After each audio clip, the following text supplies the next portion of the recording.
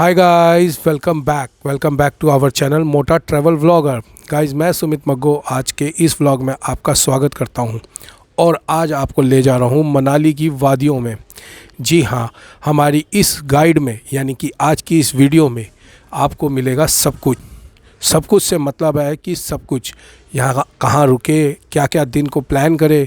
यदि आप बच्चों के साथ जा रहे हैं या आप फैमिली माता पिता के साथ जा रहे हैं तो भी ये सबसे बेस्ट कुंजी रहेगी आज की हमारे इस व्लॉग में। सबसे पहली बात, एक तो वीडियो को पूरा देखिएगा और वीडियो को अंत तक देखिएगा। आपको सारी जानकारी के लिए आराम से बैठकर देखनी होगी। सबसे पहले बात करते हैं कि हम मनाली पहुँचेंगे कैसे, हाउ टू वी रीच। उसके लिए हमारे पास रास्ता है एयर। सबसे पहला है जो एयर, हमें कुल्लू एयरपोर्ट मिलता है, लेकिन उसके बाद हमें बाय रोड मनाली पहुंचना होगा। और अगर हम दिल्ली से आ रहे हैं तो हमारे लिए सबसे बेस्ट होता है बाय रोड जाना। एक तो इकोनॉमिकल पड़ता है, दूसरा जो है आप आसानी से पहुंच जाते हैं। तो दिल्ली से हम वाया अंबाला होते हुए करतारपुर से अंदर घुसेंगे, जो कि हिमाचल लग जाएगा। और हिमाचल लगते ही आपको नज़ारे दिखने शुरू हो जाएंगे। आप तभी समझ जाएंगे कि हाँ, हम हिमाचल घुस गए हैं। सबसे पहला नज़ारा तो ये देखिए, ये बादल हैं नीचे और मैं हूँ बीच में और ऊपर है मेरे सूरज। इतना सुंदर नज़ारा, सुबह सुबह का नज़ारा है ये। हम लोग दिल्ली से 4 बजे निकले थे और अब यहाँ पहुँच गए हैं करतारपुर। क्या फ़ोटोज़ निकल के आई, क्या वीडियोस बनी, मैं आपको बता नहीं सकता। अल्टीमेट, बहुत ज़बरदस्त, सुंदर।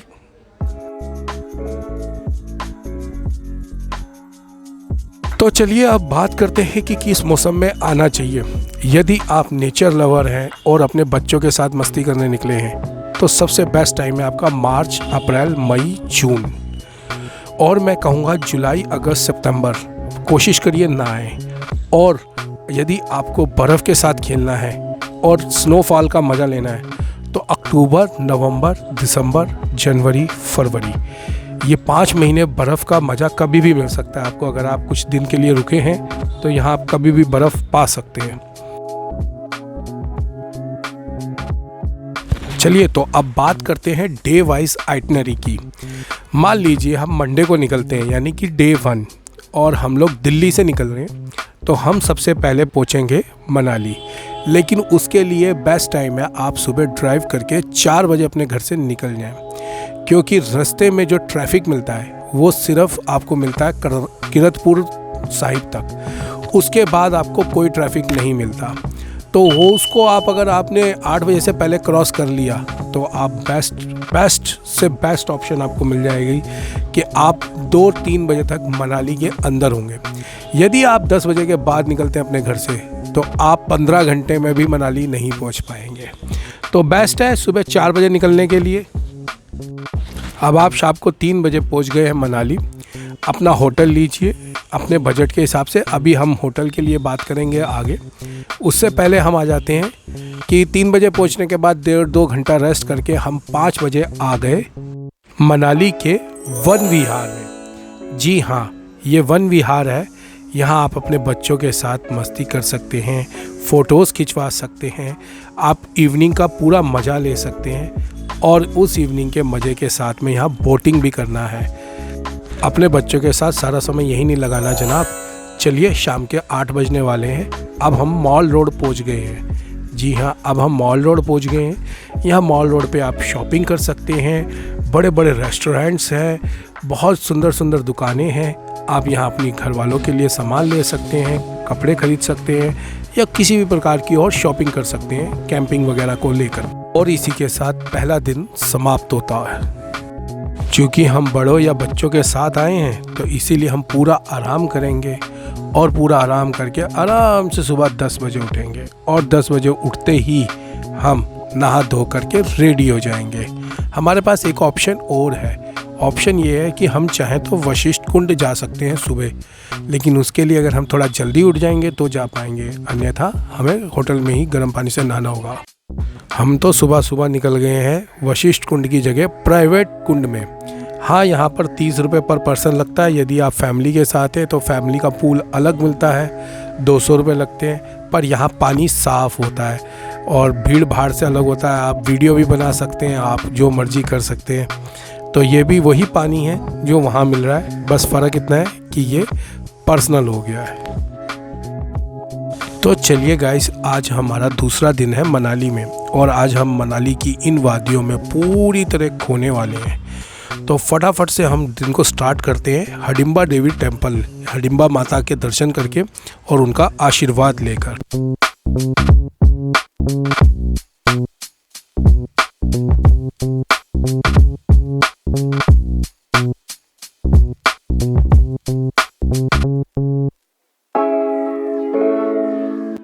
चलिए माता के दर्शन करके अब हम निकलते हैं यहाँ से क्लब हाउस की तरफ। और क्लब हाउस पे आप लोगों को बहुत सारी एक्टिविटीज़ करने को मिलेगी, नाश्ता करने को मिलेगा और भी बहुत कुछ है। आइए दिखाते हैं आपको।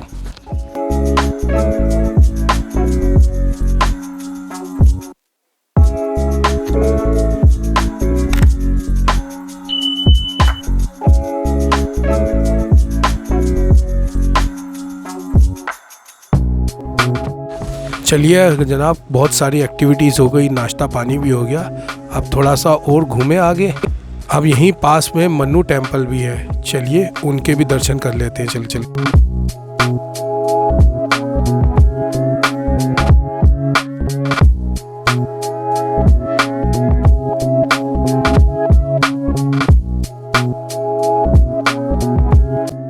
चलिए साहब, अब हम बुद्धिस्ट टेम्पल चलते हैं यहाँ से फटाफट से।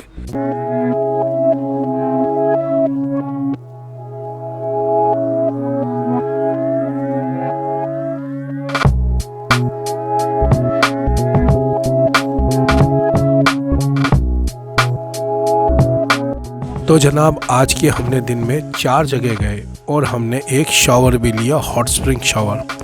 तो अब हम यहाँ से सीधा जा रहे हैं अपने होटल में, क्योंकि आज हम टाइम पे सोएंगे, क्योंकि हमें कल सुबह जल्दी उठना है। जी हाँ, हमें कल सुबह जल्दी उठना है, तो हम शाम को जल्दी सोएंगे। और चलिए चलते हैं होटल पे और आराम करते हैं थोड़ा सा।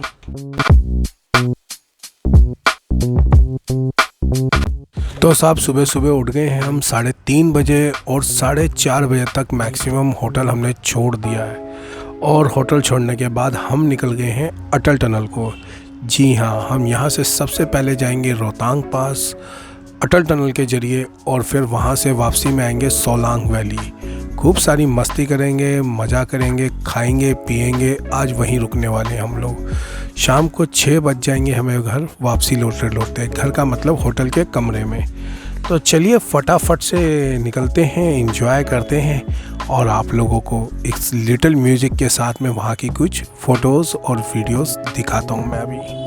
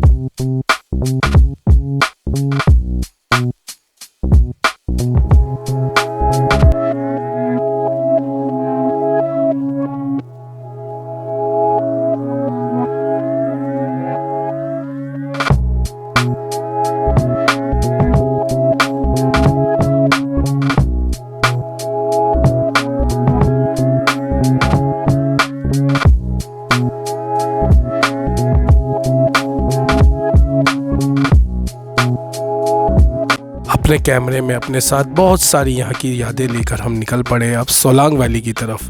चलिए चलते हैं सोलांग वैली और दिखाते हैं आप लोगों को बढ़िया बढ़िया नज़ारे वहाँ के भी।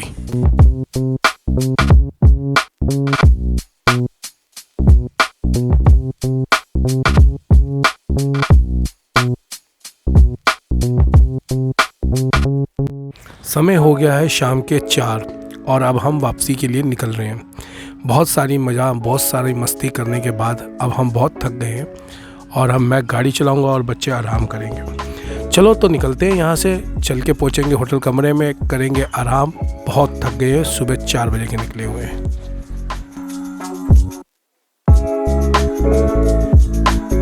तो आज हमारा चौथा दिन है यहाँ पर और अब हम निकल रहे हैं नगर कासल की तरफ। पहले हम हेमटा पास, नगर कासल और मणिकरण जाएंगे।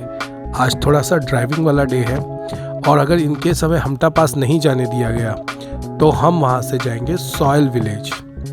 तो चलते हैं, आइए।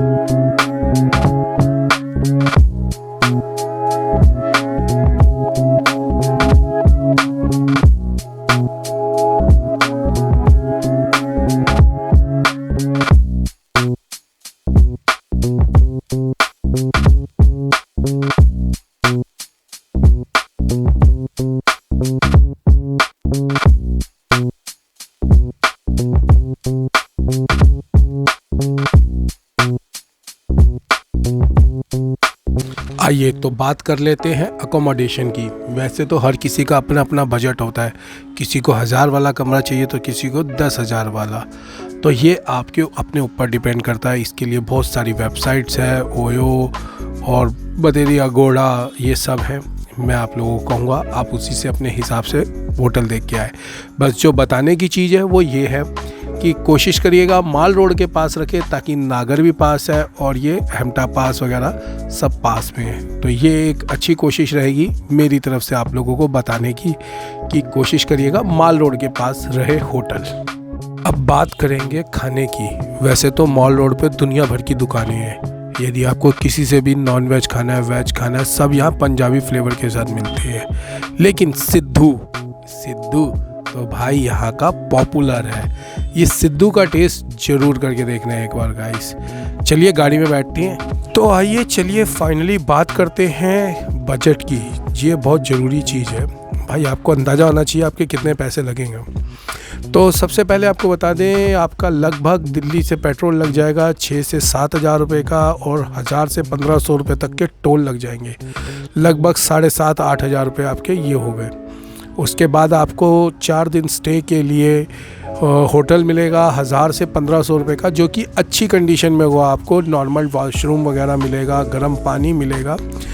तो 4 दिन के हिसाब से आपके वो हो गए अप्रॉक्सीमेटली आप मानकर चलिए 6 से 7 हज़ार रुपये वो हो गए। उसके बाद आप खाना खाते हैं, नॉर्मल पंजाबी खाना अगर आप लेते हैं मनाली रोड, मॉल रोड के ऊपर, आपका डेली का 1000-1200 रुपये का विद फैमिली का खर्चा है।